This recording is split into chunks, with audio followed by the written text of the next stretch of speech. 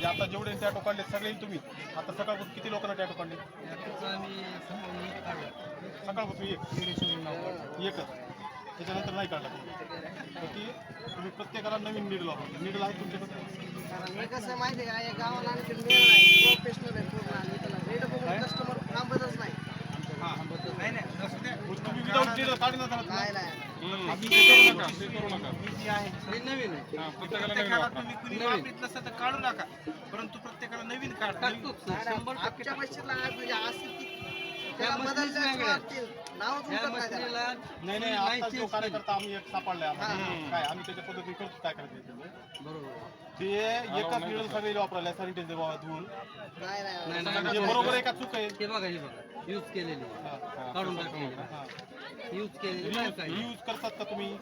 ही double double वापर- नाही हा.